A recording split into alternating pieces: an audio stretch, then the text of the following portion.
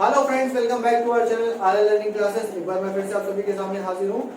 I hope करता हूँ आप सबकी तैयारियां बहुत अच्छी चल रही होगी और आप लोग अच्छे से प्रिपेयर हो रहे होंगे। तो आज मैं लेके आया हूँ जो पिछले चैप्टर पे हमारा आधा कंप्लीट, पिछले टर्म पे हमारा आधा कंप्लीट हो गया था, संविधान संशोधन जो हम लोग कर रहे थे उसी के आगे हम लोग करने वाले हैं। तो कुछ संशोधन बच गए थे, इनको हम आज की वीडियो में करेंगे। तो आज का वीडियो शुरू करते हैं। वीडियो पसंद आए तो लाइक शेयर सब्सक्राइब आपको करना है, आप लोग करते जाइए।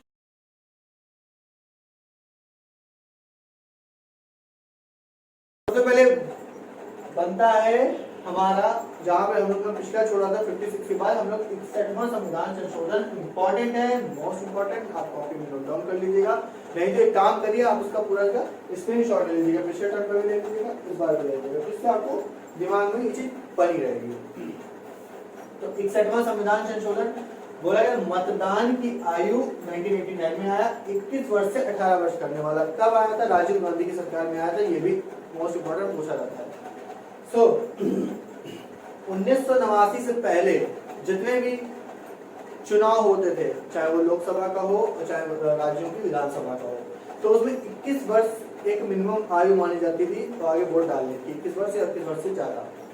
तो उसको 61वां संविधान संशोधन जब लाया गया 1989 में, तो उसमें ये बोला गया कि मतदान की आयु अब 21 वर्ष नहीं, उससे घटा के 18 वर्ष कर दी गई कि वोट डालने की उम्र अब 18 साल मिनिमम रख ली गई है। और प्रधानमंत्री पूछा था किस प्रधानमंत्री का सरकार में आया, तो ये राजीव गांधी की सरकार में आया था। ठीक है, चलिए नेक्स्ट बढ़ते हैं हम लोग आगे। 86वां संविधान संशोधन, छोटा वीडियो रखेंगे आज, बहुत ज्यादा बड़ा नहीं रखेंगे, फटाफट निपटाते चलेंगे।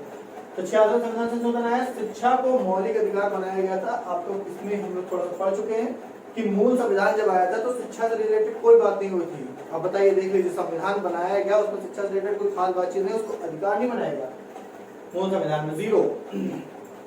फिर 42वां संविधान जो हम लोग ने कल पढ़ा था, या हम लोग ने लास्ट टाइम जो पढ़ा था कि 1976 में जब आया था, जिसको मिनी कॉन्स्टिट्यूशन बोला गया था, उसमें क्या बोला गया था? 10 मौलिक कर्तव्य जोड़े गए थे। ठीक है, और उसके बाद एक जो मौलिक कर्तव्य बाद में जोड़ा गया था 2002 में, तो वो क्या बोला गया था? वो 86वां संविधान संशोधन था। ठीक है, यही होगा 2002 में जोड़ा गया था 11वां मौलिक कर्तव्य। मतलब पहले जो शिक्षा का मौलिक अधिकार आर्टिकल नंबर 21, या मैं लिख देता हूँ 21A में था, 21A में था शिक्षा का मौलिक अधिकार को दिया हुआ था। ठीक है, उसके बाद 6 से 14 वर्ष के आगे के बच्चों को वो मैं सब पढ़ा चुका हूँ, पूरे वीडियो पढ़िए, प्लेलिस्ट पढ़िए, आप आराम से जाके डिटेल में देखिए, उसको मैंने वार रिपीट नहीं करने वाला। 2002 में 11वां मौलिक कर्तव्य बनाया गया कि बिल्कुल कर्तव्य बना दिया जाए, तब उसको शामिल किया गया, तो 2002 में शामिल किया। आई होप इतना आपको समझ में आ गया होगा। ठीक है, अब हम नीचे चलते थोड़ा सा इधर चल लेते हैं, क्योंकि ये क्वेश्चन हमारे थोड़े से छूट गए थे, मैंने बाद में रिटर्न किए, तो उसके लिए मैं आपसे माफी चाहूंगा। दोबारा मेहनत मुझे इरेज करके ना करनी पड़े, इसलिए मैंने थोड़ा यहाँ पर लिख दिया। तो यहाँ से यहाँ चलते हैं, तो मैं यहाँ एरो बना देता हूँ छोटा सा, शायद आपको अच्छी समझ में आ जाए। तो 86 से हम लोग आए। 91वां संविधान संशोधन क्या कहता है? मंत्री परिषद में मंत्रियों की कुल संख्या 15% तक सीमित कर दी गई है। कब आया? 2003 में आया था। इंपॉर्टेंट क्वेश्चन है, इंपॉर्टेंट अमेंडमेंट है, इसलिए मैंने यहाँ पर लिखा था। तो मंत्रिपरिषद यानी कि लोकसभा के जो चुनाव होता है या राज्यों की विधानसभा का चुनाव होता है, तो उसमें टोटल सीट्स का 15% तक ही आप मंत्री बना सकते हैं।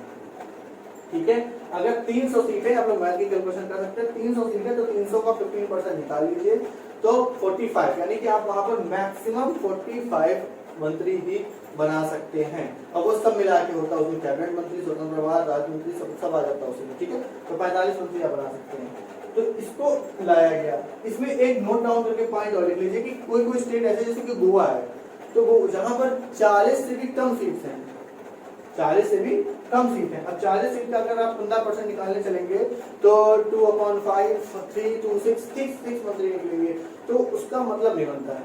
तो उसमें बोला गया कि आप उसमें 12 मंत्री रख रहे, उसमें डिसाइड कर दिया गया जिसमें 40 से सीट से कम है सीट जिस स्टेट में है। तो भाई जाहिर सी बात लोकसभा में होगी नहीं, तो कुछ ऐसे स्टेट है विधानसभा में जहाँ पर 40 से कम सीट है, तो उसमें बोला गया कि उसका 15% उसमें फिक्स कर दिया गया, 12 मंत्री आप वहां पर रख सकते हैं। ठीक है, उसमें डिसाइड कर 2003 में आया। उसके बाद 99 कॉन्स्टिट्यूशनल अमेंडमेंट आया। ये थोड़ा सा टिपिकल है, और क्या है वो देखते हैं। तो हाई कोर्ट और सुप्रीम कोर्ट में जजों की नियुक्ति की संवैधानिक व्यवस्था कर दी गई। आप सभी को पता होगा हाई कोर्ट और सुप्रीम कोर्ट वगैरह में जो जज होते हैं, अगर नहीं पता है तो जान लीजिए कि जो जजों की नियुक्ति वो कोलेजियम मेथड से होती है, कोलेजियम व्यवस्था होती है उनकी, उसके थ्रू होती है। तो 2014 में क्या किया गया है, इसको संवैधानिक रूप में लाने की कोशिश करी गई और उसको संविधान के अंतर्गत बुलाया गया कि हाई कोर्ट और सुप्रीम कोर्ट के जजों की नियुक्ति की एक मेथड उन्होंने बनाया था 2014 में। तो ये पहले तो बना था, बट बाद में इसको जेएफ खेहर ने एक अमेंडमेंट ला के इसको समाप्त कर दिया। तो 99 कॉन्स्टिट्यूशन अमेंडमेंट कहा जाता है, बट ये विवादास्पद है और इसको बाद में खत्म कर दिया गया। तो अब ये नहीं है, मतलब ये उसमें रिटर्न में अब नहीं है और वापस से कोलेजियम व्यवस्था को शुरू कर दिया गया हाई कोर्ट और सुप्रीम कोर्ट के चीज बनाने के लिए। ठीक है, तो थोड़ा सा टिपिकल लैंग्वेज में थोड़ा समझिएगा कि कैसे क्या है। ठीक है, चलिए इसको खत्म करते हैं, अब वापस आते हैं इस पर। तो 99 के बाद जब 100वां संविधान संशोधन आया, तो 100वां संविधान संशोधन 100 कॉन्स्टिट्यूशन अमेंडमेंट आया, भारत बांग्लादेश भूमि हस्तांतरण कब आया, 2015 में आया।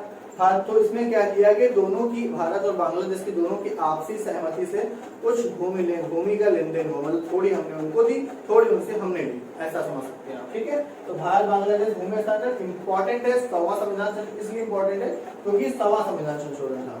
ठीक है, 2015 में। अगेन 101 संविधान संशोधन मोस्ट इंपॉर्टेंट, क्योंकि आप कहीं भी जाते हैं ना तो 101 रुपया ही देके आते हैं, तो 101 शगुन के रूप में माना जाता है। तो शगुन से ही याद आया, रुपया से रिलेटेड ये जीएसटी रुपया था ना, अभी मैंने आपको बताया 100 रुपये देके आता, तो वहां से रुपये से निकल गया था, जीएसटी को लागू किया गया। 101 संविधान संशोधन जीएसटी से रिलेटेड है। कब से लागू हुआ था, तो 1 जुलाई 2017। ये इंपॉर्टेंट है और ये इसकी डायरेक्ट डेट पूछी जाती है कि जीएसटी भारत में कब से लागू हुआ था, तो 1 जुलाई 2017 से। और जीएसटी पहली बार किस देश में लागू किया था, तो फ्रांस था। ये भी आप इम्पोर्टेंट करके नोट करके लिख सकते हैं किस देश में पहली बार आया था। ठीक है, चलिए उसके बाद 102 संविधान संशोधन कहता है राष्ट्रीय पिछड़ा वर्ग आयोग जो है हमारा, उसको संवैधानिक दर्जा दिया गया। तो भाई आपको सभी को पता होगा, कुछ हमारे संविधान में पहले से दिए हुए थे, कुछ आयोग ऐसे दिए गए हैं, जैसे यूपीएससी आयोग है जो संवैधानिक दर्जा रखता है, और एक नीति आयोग आपने सुना होगा, या योजना आयोग पहले था, तो वो संवैधानिक दर्जा गैर संवैधानिक में आता है। तो इन्हीं को संवैधानिक और गैर संवैधानिक में डिवाइड करके रखा जाता है। तो पहले जो राष्ट्रीय पिछड़ा वर्ग आयोग था तो वो गैर संवैधानिक माना जाता था, तो इसको 102 संविधान संशोधन 2018 में 11 अगस्त 2018 से इसको कर दिया गया संवैधानिक, मतलब कॉन्स्टिट्यूशनल बॉडी कह दिया गया। ठीक है, कॉन्स्टिट्यूशनल बॉडी कह दिया गया। उसके बाद 103 संविधान संशोधन इंपॉर्टेंट है, ये सारे इंपॉर्टेंट है, मैंने एक लाइन से आपको करा हुई है। 103 संविधान संशोधन ईडब्ल्यूएस यानी कि जो जनरल कैटेगरी के आर्थिक रूप से कमजोर वर्ग के जो लोग हैं जनरल कैटेगरी में, उनको 10% रिजर्वेशन देता है, 10% आरक्षण देता है। कब से लागू हुआ था, तो 12 जनवरी 2019 से लागू हुआ था। ठीक है, डेट इंपॉर्टेंट नहीं, 2019 आप याद रखिए कि 2019 में लागू हुआ था 103 संविधान संशोधन। किससे रिलेटेड है, ईडब्ल्यूएस का 10% रिजर्वेशन जो होता है वो 2019 में 103 संविधान संशोधन के द्वारा आया था। ठीक है, ये बात नोट करके लिख लीजिए, फिर दिमाग में डाल लीजिए ये चीज। उसके बाद 104 संविधान संशोधन, 104 संविधान संशोधन कहता है कि लोकसभा और राज्य की विधानसभा में जो SC/ST का रिजर्वेशन रखा हुआ है, कि लोकसभा में 31 सीट रिजर्व है और राज्यसभा में, तो लोकसभा और राज्यसभा आपको पता होगा कि लोकसभा में SC और ST मिलाकर 111 सीट रिजर्व है। 111 सीट सिर्फ SC और ST से रिलेटेड रहेंगे। तो उनको जो रिजर्वेशन खत्म होने वाला था उसको 2030 तक बढ़ा दिया गया है कि भाई 2030 तक ये रूल चलता रहेगा, आगे फिर कॉन्स्टिट्यूशनल अमेंडमेंट करके फिर आगे बढ़ा दिया जाएगा, फिर वो बात की बात देखी जाएगी। ठीक है, तो ये लोकसभा में भी और राज्य की विधानसभा में भी इसको आगे बढ़ा दिया गया है। उसी में एक और इंक्लूड कर दिया गया कि उसमें एंग्लो इंडियन जो नॉमिनेट करते थे, जो राज्य विधानसभा में राज्यपाल और केंद्र में राष्ट्रपति मनोनीत करके भेजता था एंग्लो इंडियन को, उसको समाप्त कर दिया गया, उसको खत्म कर दिया गया है। और ये 2 दिसंबर 2019 को संसद में ये बिल आया था। उसके बाद लागू कब से हुआ है ये मुझे नहीं पता था, तो मैं आपको गलत इन्फॉर्मेशन नहीं देना चाहता था, इसलिए मैंने वो लिख दिया डेट 2 दिसंबर 2019 को संसद में ये बिल आया था। ठीक है, इसकी पारित करने की डेट मैंने नहीं, माफ कीजिएगा, मैंने सच में नहीं देखी है, ना कहीं ढूंढने की कोशिश करी, तो मुझे जो मिला मैंने वो लिख दिया। ठीक है, चलिए 105 संविधान संशोधन कहता है राज्यों को ओबीसी सूची बनाने का अधिकार दिया गया। ये तो अभी हाल फिलहाल की बात है, 18 अगस्त 2021 से लागू हुआ है कि राज्यों को बोल दिया गया कि अपने स्टेट की ओबीसी सूची बना लें। ठीक है, तो आई होप करता हूँ ये पूरा वीडियो आपको पसंद आया होगा, वीडियो समझ में आया होगा।